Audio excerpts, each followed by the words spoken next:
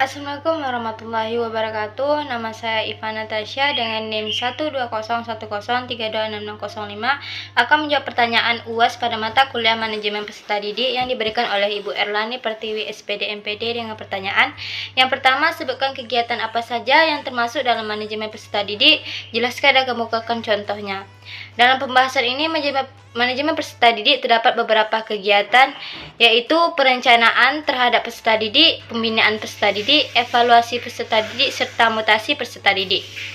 Kemudian ada pun penjelasan dan contohnya adalah yang pertama, perencanaan peserta didik. Perencanaan ini terhadap peserta didik menyangkut perencanaan penerimaan siswa baru, kelulusan, jumlah putus sekolah, dan kepindahan. Langkah yang pertama yaitu perencanaan terhadap peserta didik yang meliputi kegiatan-kegiatan.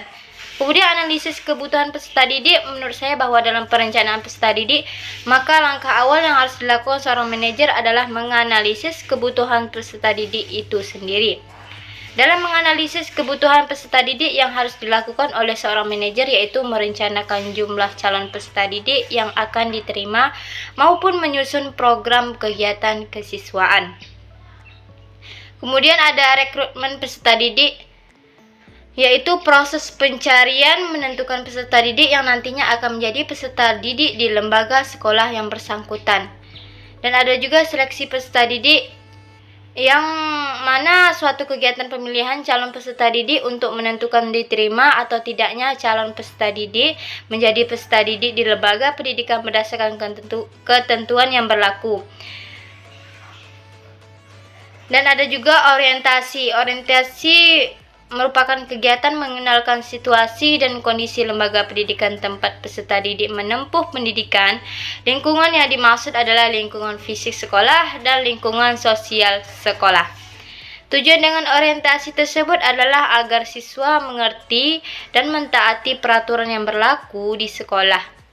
Peserta didik dapat aktif dalam kegiatan yang diselenggarakan sekolah dan siap menghadapi lingkungan baru secara fisik, mental, dan emosional.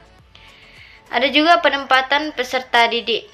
Kegiatan ini, penempatan peserta didik dalam kelas merupakan suatu upaya untuk mengelompokkan peserta didik dengan mengidentifikasi peserta didik itu sendiri, baik dari kemampuan, minat, maupun bakatnya. Kemudian ada pencatatan dan pelaporan. Peserta didik menurut saya dalam kegiatan ini pendataan dan penyampaian informasi dari aktivitas peserta didik di sekolah.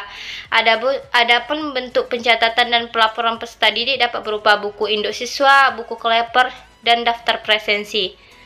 Kemudian pertanyaan kedua, bagaimana pandangan saudara tentang manajemen peserta didik berdasarkan bidang garapan administrasi pendidikan? Jelaskan secara singkat. Pandangan mengenai manajemen peserta didik berdasarkan bidang garapan administrasi menurut saya merupakan bagian dari administrasi pendidikan, di mana terdapat dua inti kegiatan dalam administrasi pendidikan, yaitu pembuatan kebijakan dan pelaksanaan kebijakan. Dalam hal ini, manajemen peserta didik merupakan pelaksana dari kebijakan itu sendiri, di mana seorang manajer pendidikan atau kepala sekolah dan wakas sekolah kesiswaan harus mampu menjalankan kebijakan yang telah dibuat. Kebijakan ini berkaitan erat dengan aturan, tata cara, atau prosedur dalam melakukan manajemen peserta didik. Kemudian pertanyaan ketiga, jelaskan peran kepala sekolah sebagai pengawas dalam manajemen peserta didik. Kepala sekolah dalam kedudukannya sebagai supervisor berkewajiban membimbing para guru agar menjadi pendidik dan pengajar yang baik. Bagi guru yang sudah baik agar dapat dipertahankan kualitasnya, dan sebaliknya bagi guru yang kurang baik dapat dikembangkan kualitasnya menjadi lebih baik. Sebagai supervisor, kepala sekolah berfungsi sebagai sosok pribadi yang secara kontinu memberikan bimbingan, bantuan, pengawasan, dan penilaian terhadap masalah-masalah yang berhubungan dengan pengembangan dan perbaikan program kegiatan pengajaran dan pendidikan. Kepala sekolah harus memberikan pelayanan yang optimal kepada seluruh pelaksana pendidikan, khususnya pelaksanaan bagi guru yang secara profesional bertanggung jawab langsung terhadap proses belajar mengajar. Kemudian yang keempat soalnya yaitu dalam implementasi manajemen berbasis sekolah pastinya ada karakteristik yang membedakan dari bagaimana pengelolaan serta hasilnya Deskripsikan perbedaan sekolah yang menerapkan MBS dengan yang tidak menerapkannya. Di sini dapat kita simpulkan bahwa secara keseluruhan penggunaan model MBS secara intensif dapat berpengaruh lebih baik terhadap kualitas sekolah daripada yang tidak menerapkan MBS. Dengan demikian, secara keseluruhan untuk meningkatkan kualitas sekolah diperlukan penggunaan model MBS secara intensif. Hasil perhitungan skor rata-rata dari kelompok sekolah negeri lebih besar daripada skor rata-rata kelompok sekolah swasta, bahwa secara keseluruhan terdapat perbedaan kualitas sekolah antara sekolah negeri dengan sekolah swasta yang menerapkan MBS. Telah dapat diuji dan terbukti kebenarannya dalam penelitian. Dengan demikian dapat disimpulkan bahwa secara keseluruhan penggunaan model MBS lebih efektif di sekolah-sekolah negeri daripada di sekolah-sekolah swasta. Kemudian pertanyaan terakhir, yaitu pertanyaan kelima, manajemen peserta didik merupakan salah satu faktor yang mempengaruhi terhadap keberhasilan pendidikan.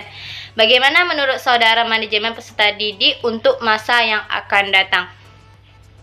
Dari banyaknya kegiatan manajemen peserta didik, telah disampaikan bahwasanya manajemen peserta didik itu mengatur atau mengolah peserta didik sebelum masuk sekolah, menjalani sekolah, lulus sekolah, hingga menciptakan hubungan antara sekolah dengan lulusannya. Tak lain tujuannya agar peserta didik lebih berkualitas, yang pada gilirannya akan meningkatkan kualitas pendidikan. Dalam menghadapi masa yang akan datang, maka kegiatan manajemen peserta didik harus mengantisipasinya dengan melakukan pengembangan kurikulum yang berbasis teknologi, di mana dalam melakukan pengajaran harus berlandaskan pada teknologi yang sedang berkembang. Baiklah, itu saja jawaban dari saya. Wassalamualaikum warahmatullahi wabarakatuh.